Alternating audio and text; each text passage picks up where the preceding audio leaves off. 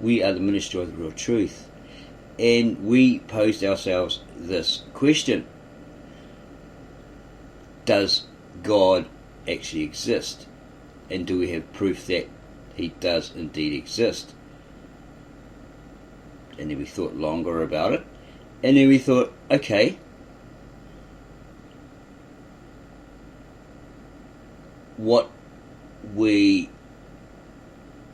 researched, discovered through our own personal research over time,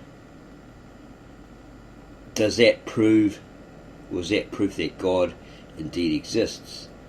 Thinking about it again, we come to the conclusion that logic and common sense tells us, the ministry of the real truth, that someone or something, be it a deity, divine, or God as we know him or it, or alternatively an extraterrestrial conglomeration or federation, as people like Paul Wallace, in cooperation with Mario Berglino and others, claim that it was all an extraterrestrial conglomeration or federation that created everything.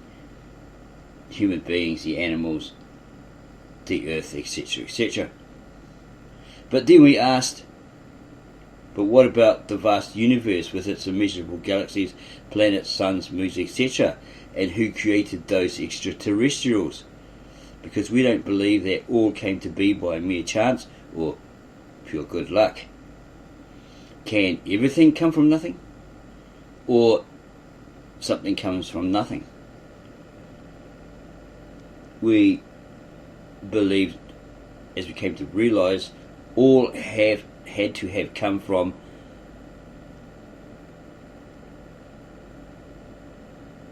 something to be something or exist. All had to come from an intelligent designer or creator or creators,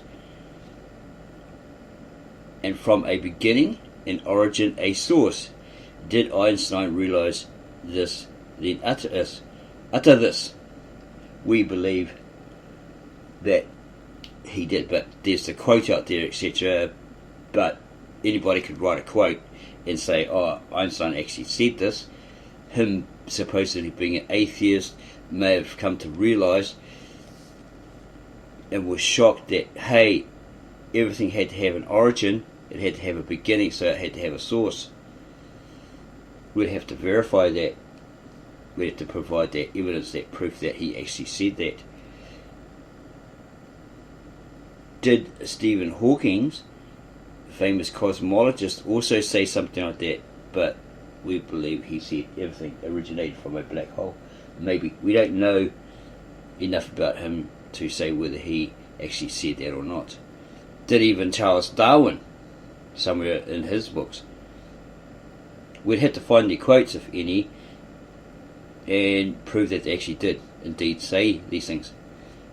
Christians, Jews, Muslims base their proofs on their holy writ, or their writings, their texts, their Bibles, the Quran, etc., which contain statements to the effect that an intelligent designer or creator created all things seen within the universe and in nature, and claim it as the truth.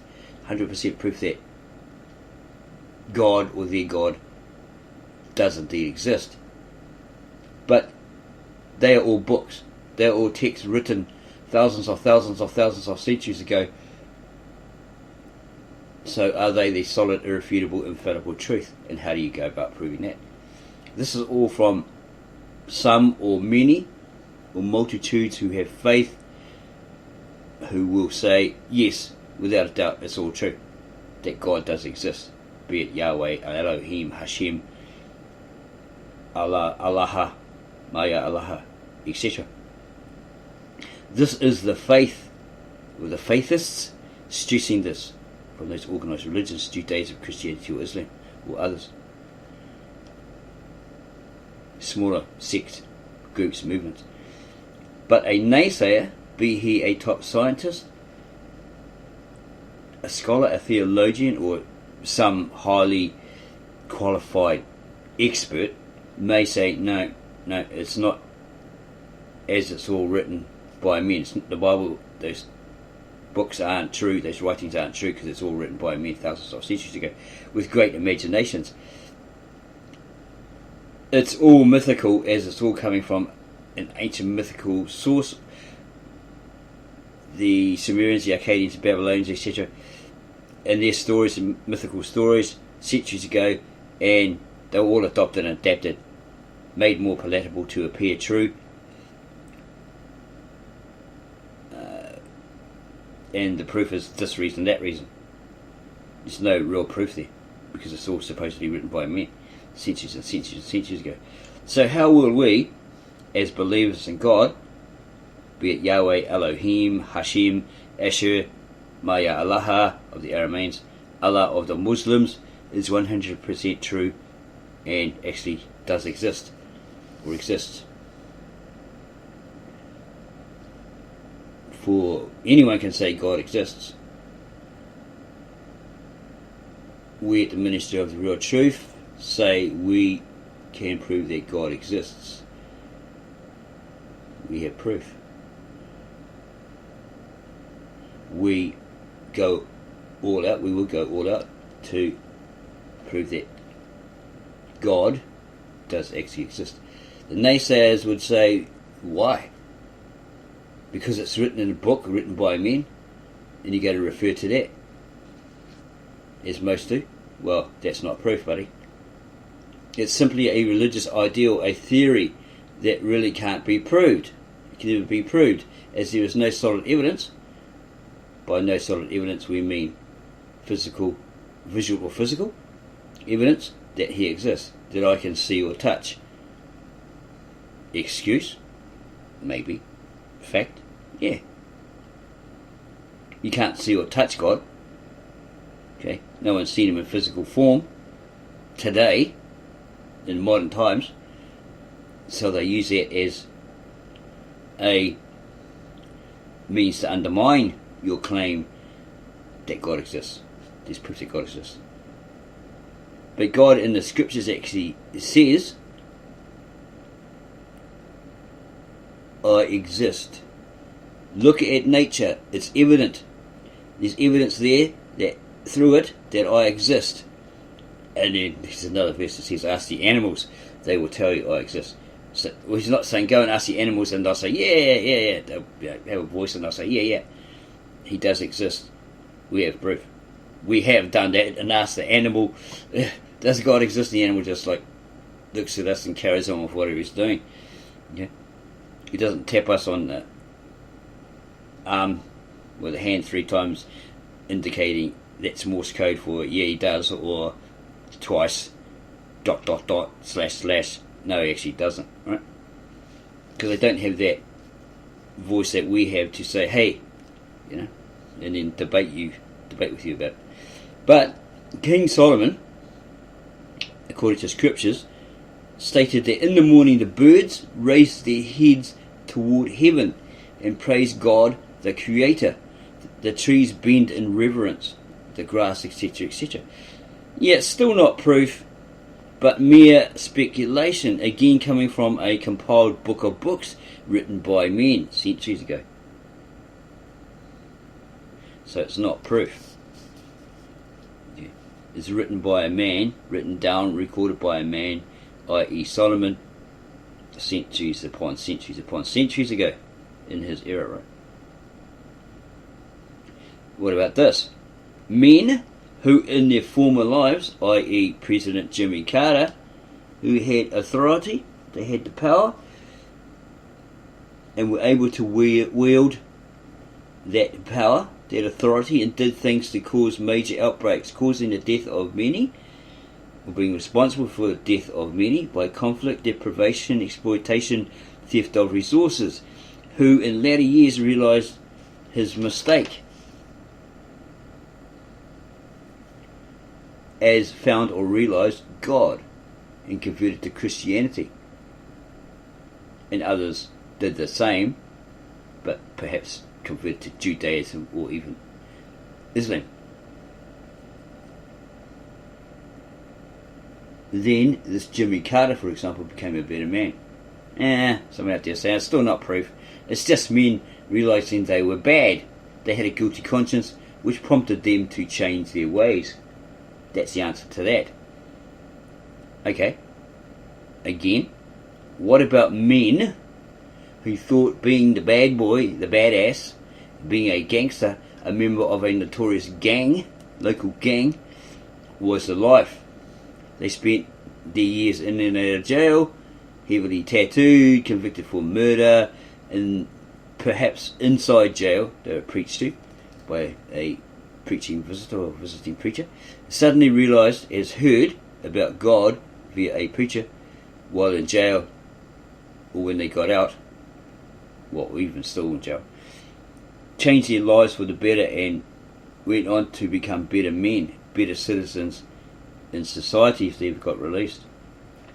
They became better men inside the jail and influenced other men, and they changed their lives. Men that would kill you in the blink of an eye for any reason, just to gain status or get that extra teardrop or get a patch, from the gang leaders or something, be praised for being a hero, taking the rap for something that somebody else did or the leader did, whatever. And again, someone would say, a naysayer would say, still, they had a guilty conscience, were prompted by their guilt to change for the better, as their subconscious or whatever got the better of them. So they decided to change, and it made them a better person. It's just all willpower, want or need. Can you see a pattern here? A pattern of yay and nay?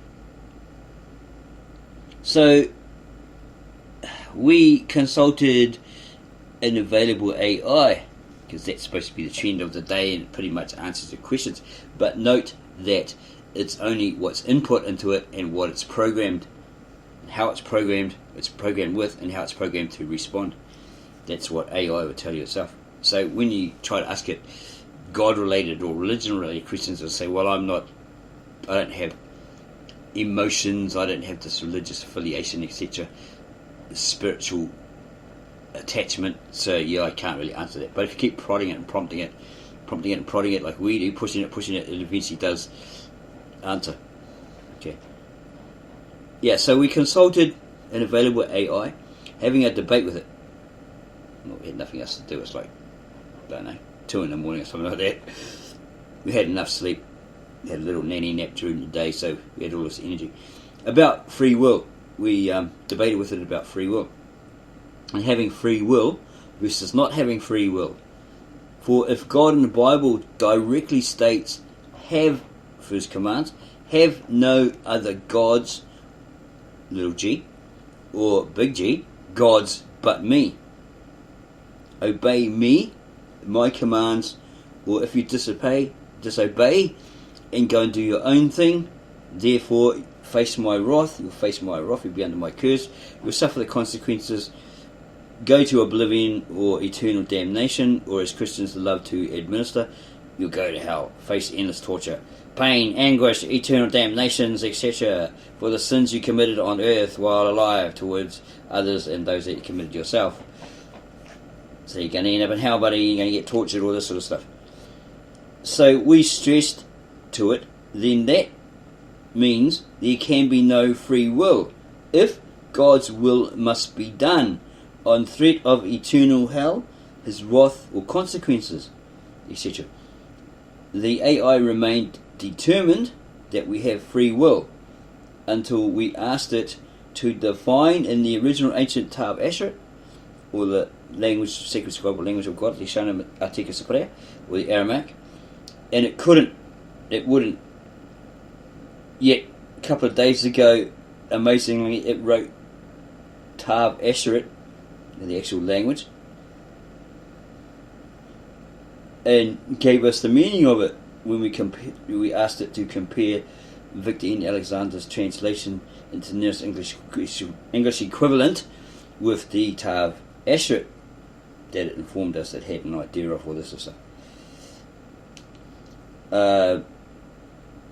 Also the Tav Ivri, which is the original ancient very old Hebrew, or Tav Hotep Moses spoke.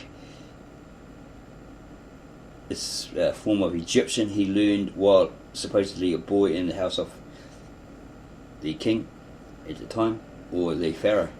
Pharaoh actually means house of, so whoever that Pharaoh was, that's the language that Moses learnt from the Egyptians, Tav Hotep. Whether he spoke it to his family or not, we don't know. We've been trying to find it for a while, and we found something similar, but there was very little information on it, as far as we could see.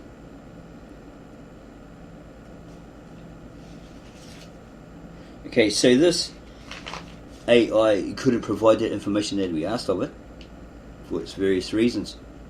So we asked it to give us the word for free will in today's modern Hebrew. It gave us a certain word. We asked it to define it. It gave us the English translation as well. We asked it to define those words, free will and volition, from the English, right? And it did that. Also provide the etymology of that. It did. And it says free will, basically. A choice. You choose to do something or achieve something through free will. Given by God, right? That free will. Then we asked it to define the two words in the dictionary, English dictionary, right? It said free will and volition, which is, when we defined it, or it defined it, is a choice. To choose, to make a choice, right? We noticed volition, which means when defined as choice. So he told it that means there is no free will. It's only God's free will, or God's will, sorry. There's no free will. And it's something human. It's human oriented. So it's not God's will, but man's will. A human's will. And so then there's a vast difference. It then replied and said, yes, you are correct. So we verified that free will is not God's will, it's man's will. There's a great difference, a vast difference. Man has been given the ability or option to choose, to make a choice, to decide. What's he going to do? As Jesus supposedly, or other, perhaps God in the Bible, in the scriptures, stated, choose, decide, make a choice or a decision who you will serve today, God or man. And also, you cannot serve two masters, for you will love one and hate the other. Can the Christ, or Jesus the Christ, be in agreement with Baal, a demon or the devil? You can't have one foot in heaven, the other in hell. That's just what we've heard, right? It's logic and common sense. It's not what Christ said, but it's just something we added. You can't have one foot in heaven, the other in hell. You can't have one foot on one side of the fence and the other foot on the other side, right? There is no middle road or purgatory or in between.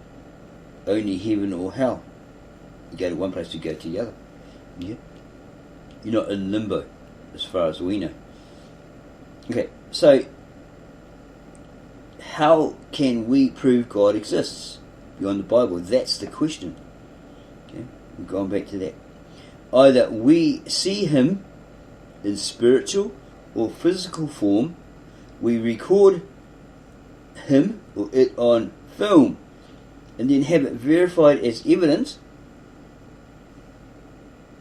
Get it verified that it's actual evidence, it's not fakery, tampering, or a bunch of actors, by the experts who can determine and possibly give you a certified genuine proof that's not a fake. Great. But still, how do we prove God exists outside the Bible, etc.? We hear Matt Dillahunty type atheists say, and others, Mythvision, etc., etc. How? How, we wonder. So we will cover this in part 2 of this video, if we get a really good response from viewers, those who subscribe to our channel, those who add comments below this video, give us a like, and then share this particular video with everybody they know, their family, friends, and neighbours, and others.